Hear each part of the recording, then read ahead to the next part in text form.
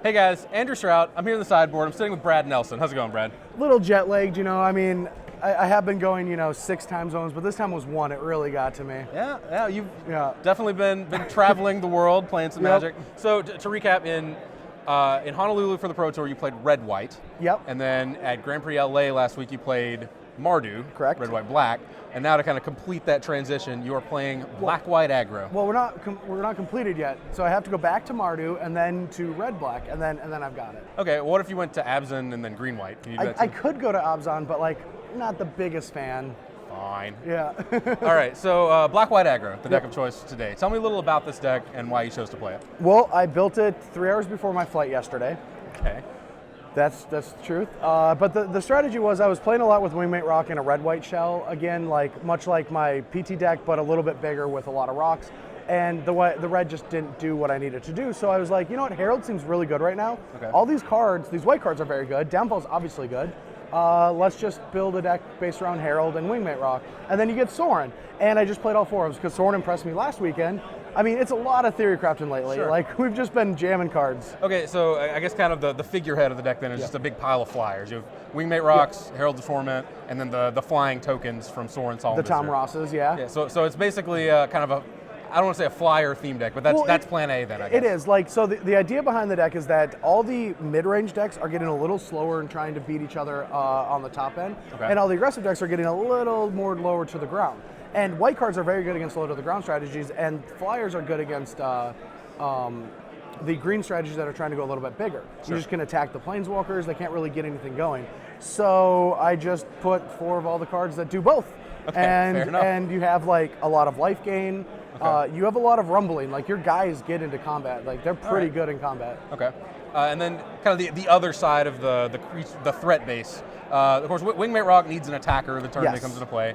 Herald Torment ideally would have a body to be attached to. So the smaller bodies that you've chosen here, Brimos King of Oreskos. He's so tiny. Oreskos, yeah. Small guy. Small guy, just a 3-drop, but a burly one. Seeker of the Way. Another just a 2-drop, but gets pretty big, and then Raise the Alarm. And Raise the Alarm. Raise the Alarm is the worst card in the deck, but it's the functioning card. It keeps everything together.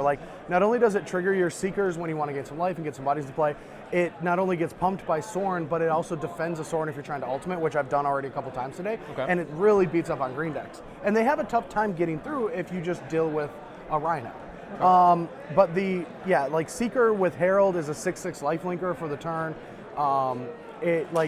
This deck, because you have 4 Sorins, just playing turn 3. I've never played a deck where you can just play a turn 3 Herald and it feels that good.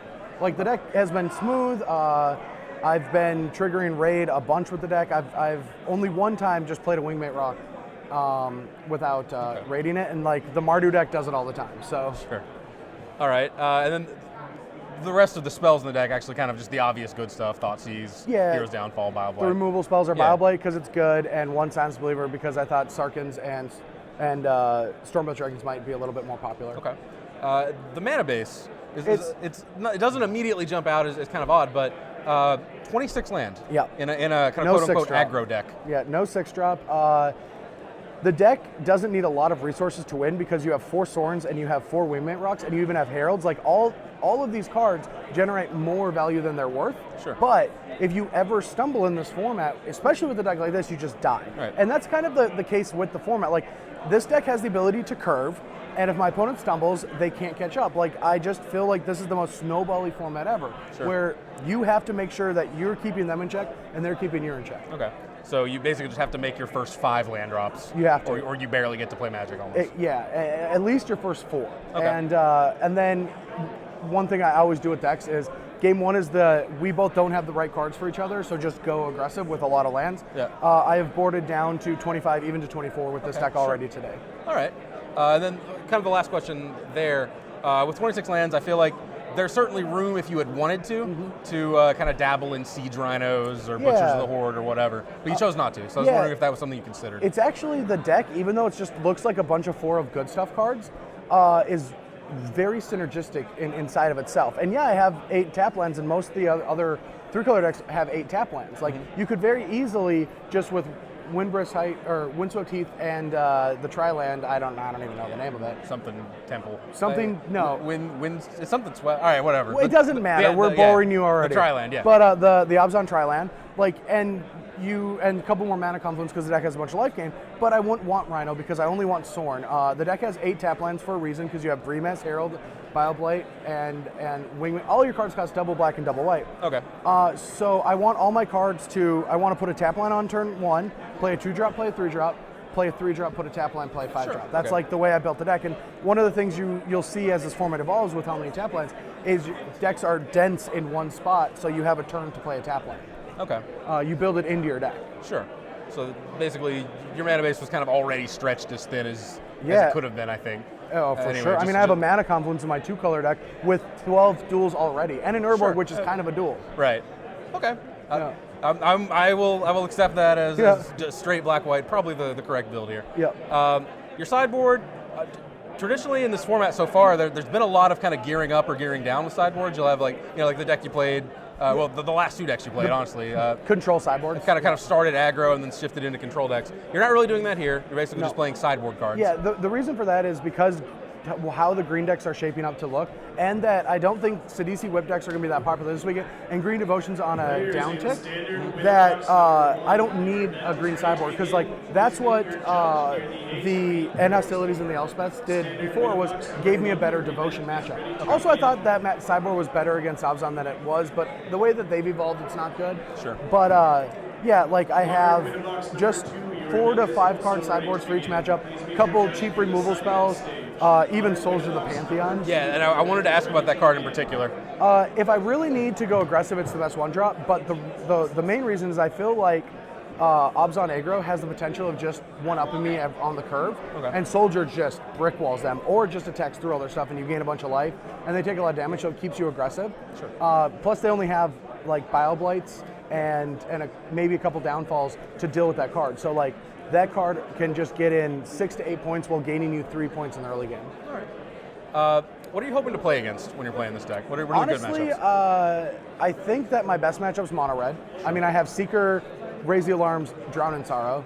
Okay. Like it's really good. A lot of blockers, a lot of life gain. That's my favorite matchup. But so far, I've been happy against playing against anything that isn't like a whip deck. I think whip is one of my worst matchups. Okay. Any control deck would be bad because I have 4 Wingmate Rocks, and any Wingmate Rock strategy is going to be bad against End Hostilities. Sure. Also, LOL Bestow. Right. Okay, so basically you've built the deck that is very good against the mid-range creature slush the standard is right now. Yeah. Yeah. But anyone kind of stepping outside of that might be problematic. Anyone that's on a different level or has found a way to do these things so far, I think in a month there will be control decks. Sidisi decks will look better.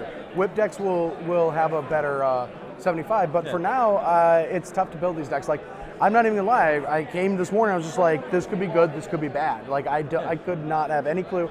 And so far, it's been working really well for me. Okay. Yeah, definitely has been. Off to a 5-0 start. Is it? Yeah. On 5. Yeah. I have not been XO 5-0 in Standard Open in like a year. All right. At the beginning of the year. Okay. Well, you're definitely doing good work here. Yes. So keep it up with that. I'll be rooting for you. I want to close things out actually with another observation. You're kind of far from home. Oh wait, what city are we in? We're in Minneapolis. Oh wow! This is quite the hike from Roanoke. Well, I flew. Well, sure. Yeah, I don't even walk like to my hotel. Yeah, I assumed you did not actually travel by foot. But yeah, just wanted to talk to you a little bit about like why you're. I know you've mentioned that you, as well along with Todd Anderson, are also. Oh yeah, we drank the SCG Kool-Aid, man. We want to be in that Players Championship. Okay.